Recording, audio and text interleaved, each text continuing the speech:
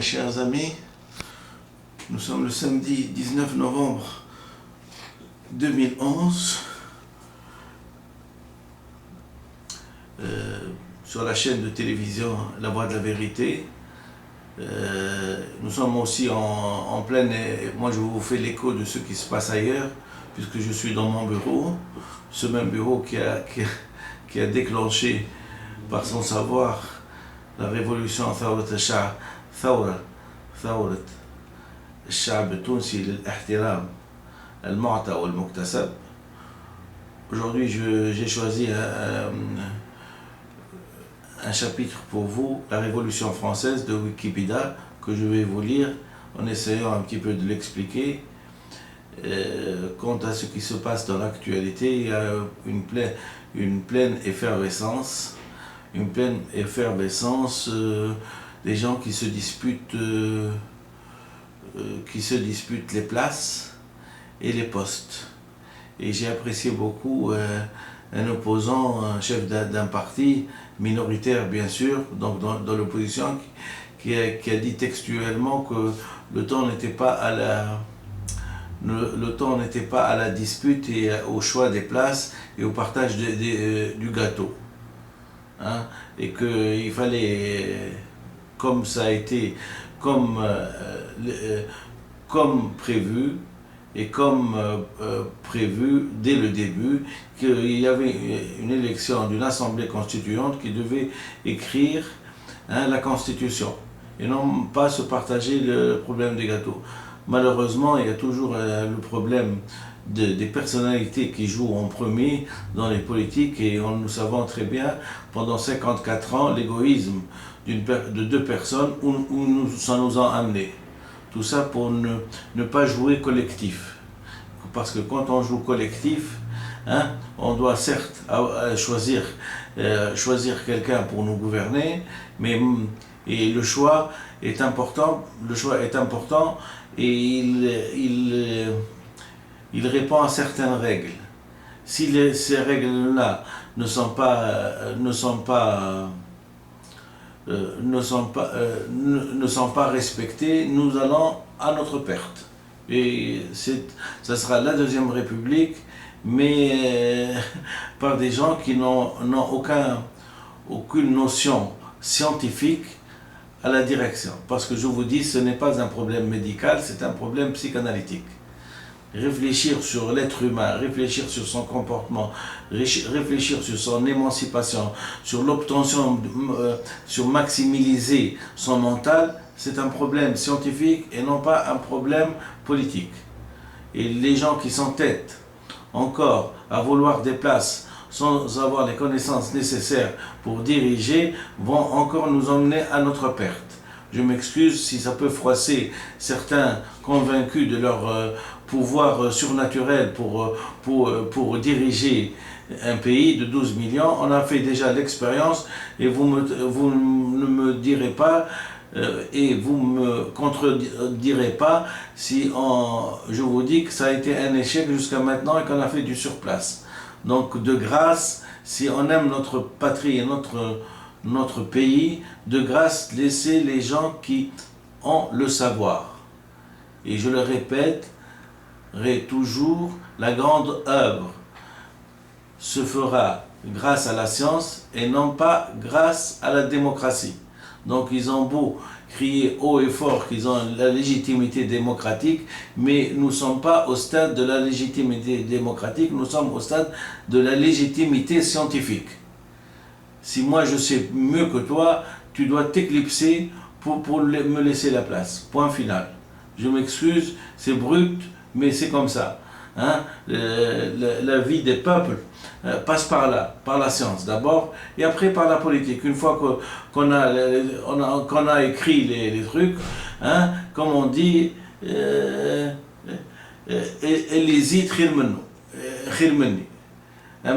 y a un problème, c'est que d'abord de commencer par la science. Donc je vais vous lire d'abord la Révolution française, qui, je le répète, a permis un changement radical de la société française, mais qui, du point de vue scientifique, elle est beaucoup, du point de vue scientifique, elle est beaucoup moins grave que celle que nous allons passer. Parce que nous, c'est un changement de mentalité, et un changement de langue, et un changement de mœurs. Et comme a dit Jean-Jacques Rousseau, toute révolution échoue si elle n'est pas accompagnée d'un changement d'idées et de mœurs. Point final. Hein? C'est pas moi qui l'ai dit, c'est Jean-Jacques Rousseau. Je m'incline devant ses connaissances. Voilà, je m'incline.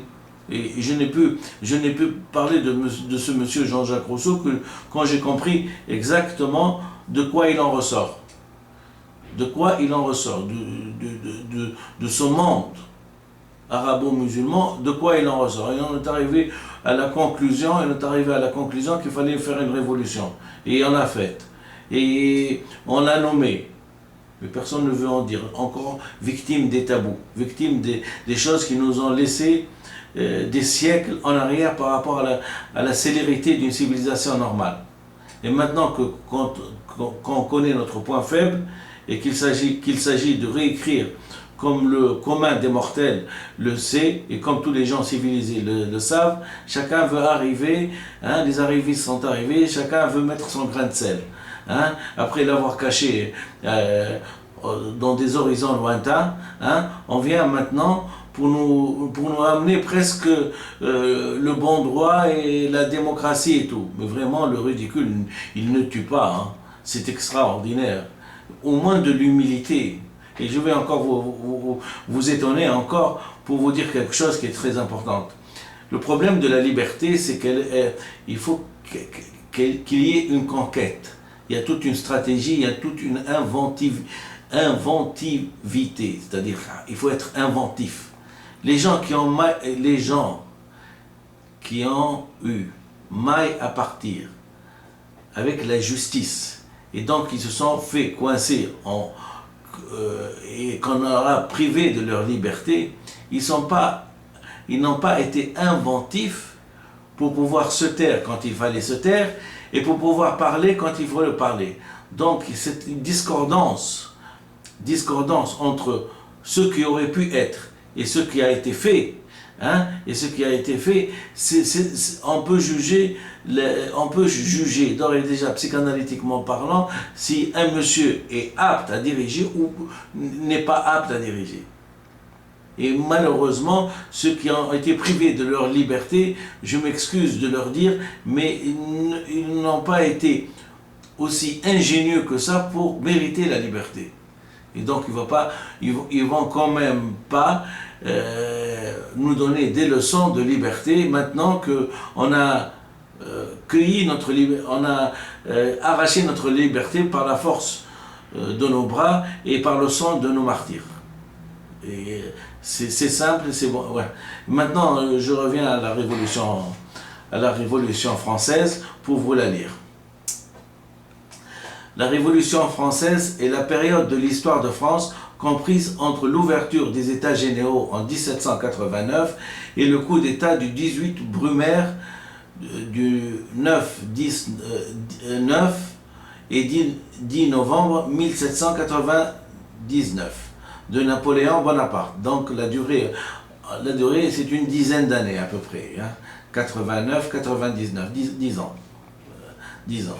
Il s'agit donc, c'est une période qui a duré 10 ans et qu'elle a été conclue, si j'ose dire, le 10 novembre 1789 par le coup d'État de Napoléon Bonaparte. Il s'agit d'un moment crucial de l'histoire de France, puisqu'il marque la fin de l'Ancien Régime, donc la fin de la royauté, avec le passage à une monarchie constitutionnelle, puis à la Première République. Elle a mis fin à la royauté, à la société d'ordre et aux privilèges. Elle nous a légué la Déclaration des droits de l'homme, du citoyen, qui proclame l'égalité des citoyens devant les lois, les libertés fondamentales,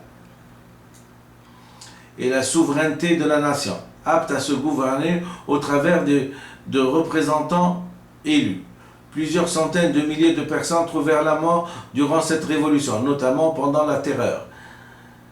Figurez-vous que pendant la Terreur, il y a eu exactement 16 594 personnes qui ont été guillotinées. Oui, la Révolution française, elle s'est faite dans le sang. Elle s'est faite dans le sang. Dans le sang. Et dans la rue, le crime. Et à l'intérieur des palais de justice, on a jugé qu'il y avait des traîtres à la nation qu'il fallait guillotiner. Je m'excuse, je ne suis pas ni un sanguinaire, ni un vindicatif, ni rien. Mais simplement retracer l'importance de la révolution, de la période de révolution que nous sommes en train de passer, c'est encore s'imprégner de ce qu'ont fait les Français. Et je ne préconise pas des condamnations à mort je ne suis pas d'abord un juge, mais c'est juste pour vous dire l'importance qu'aura la justice pour la réussite de la Révolution et pour que dans l'histoire des générations futures, on puisse se rappeler de ce qu'on a pu nous faire et comment on a réagi, comment on a changé la société et comment les responsables de cet état de fait ont eu affaire à la justice. Aller jusqu'à la période de la terreur où il y a eu 16 594, vous comprenez très bien, même en tant que médecin, je suis contre. Je suis contre, bien sûr, la peine de mort et je suis contre la guillotine. Et je suis contre mais je ne suis pas contre la justice. Parce que l'existence, c'est être juste. Et la révolution a un sens moral. Elle va appliquer la justice, elle va appliquer la justice à des gens qui ont été injustes. C'est tout à fait normal. Plusieurs centaines de milliers de personnes trouvèrent la mort durant cette révolution et pendant la tentative de contre-révolution, la guerre de Vendée, entre autres. Alors, dès son commencement, la portée universelle des idées de la Révolution française a été proclamée par ses partisans et l'ampleur de ses conséquences perçues par ses détracteurs. C'est-à-dire la Révolution française, elle a engendré comme la nôtre, la Révolution tunisienne, plusieurs révolutions dans plusieurs États. Et c'est ce qu'on a appelé d'ailleurs les républiques sœurs. C'est important. Nous sommes exactement en train de passer exactement la même période, la même chronologie, mais 2 siècles après. Et si on va encore être, il faut que ça soit crucial, il faut que cette décision soit cruciale pour qu'on puisse changer. Et je vous rappelle que décider, c'est être cruel à temps. Il faut être cruel à temps. On a décidé de changer, on a fait une révolution. Le sang a coulé, il faut que ça change. Et pour que ça change, il faut un marquage. Et je vais vous lire même les noms des gens qui ont été guillotinés. Pour comprendre. Ce n'est pas le fait de lire les gens qui ont été guillotinés que je suis avec la guillotine. Mais je suis pour la justice. Il y a le CPI, la Cour pénale internationale, il y a la justice de notre pays, il y a toute une justice, toutes des études, tout un enchevêtrement de lois qu'il va falloir appliquer à certains. C'est tout à fait normal. S'ils nous ont biaisés dans notre existence, c'est tout à fait normal.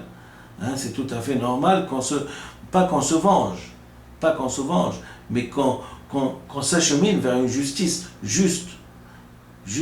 Donc je vais vous lire. Ceux-ci ont été considérablement diffusés. Celle-ci, dès son commencement, la portée universelle des idées de la Révolution française a été proclamée par ses partisans et l'ampleur de ses conséquences perçues par ses détracteurs. Celles-ci ont été considérablement diffusées par les guerres de la Révolution, les guerres de la Révolution française et de l'Empire, lesquelles ont touché une large partie de leur